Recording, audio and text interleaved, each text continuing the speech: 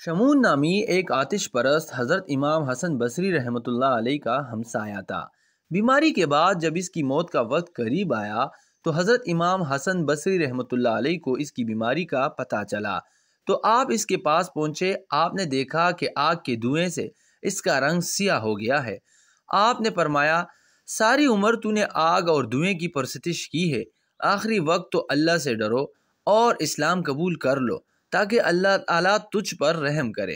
اس نے کہا، اسلام قبول کرنے میں 3 چیزیں مانے ہیں۔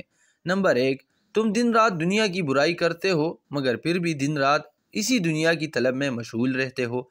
نمبر 2، موت کو برحق سمجھتے ہو مگر اس کی تیاری نہیں کرتے۔ نمبر 3، یہ سمجھتے ہو کہ اللہ تعالیٰ کا دیدار میسر ہوگا مگر کام اس کی رضا کے خلاف کرتے ہو۔ آپ نے فرمایا کہ یہ آشنا لوگوں کی نشانی ہے۔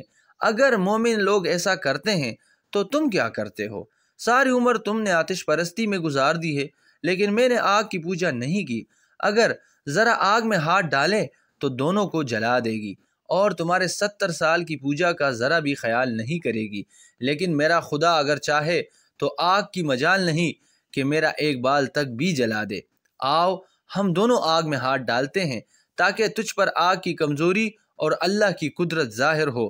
یہ کہہ کر آپ نے ہاتھ میں ہاتھ ڈالا اور دیر تک آگ میں ہاتھ رکھا لیکن آگ نے ذرا بھر بھی اثر نہ کیا۔ شمون نے جب اس حال کو دیکھا تو اس کی حالت بدل گئی اور کہا کہ میری ساری عمر آتش پرستی میں بسر ہوئی، اب چند سانس باقی ہے، ان میں اب کیا کر سکتا ہوں؟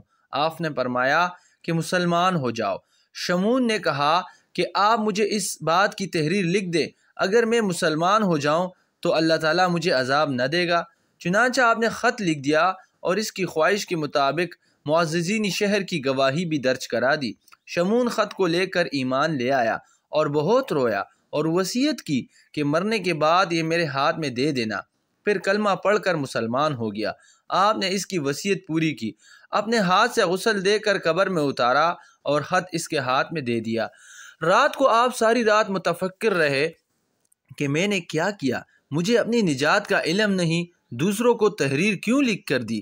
اسی فکر میں آپ کی آنکھ لگ گئی تو دیکھا شمون سنہری تاج سر پر رکھے بہشت میں ٹہل رہا ہے۔ پوچھا کہ کیا حال ہے؟ اس نے کہا کہ اللہ تعالیٰ نے مجھ پر بڑا فضل فرمایا اور مجھے بخش دیا ہے۔ آپ یہ اپنا خط لے لیں، مجھے اس کی حاجت نہیں رہی۔ جب آپ خواب سے بیدار ہوئے تو وہ خط آپ کے ہاتھ میں تھا۔ آپ نے خط دیکھ کر بارگاہ الہی میں عرض کی کہ خداوند، تیرے کام صرف فضل سے ہیں، کسی علت سے نہیں۔ ماشاءاللہ، سبحان اللہ۔ دوستو، اگر آپ کو یہ ویڈیو اچھی لگے تو پلیز چینل کو سبسکرائب کریں۔ Thank you so much.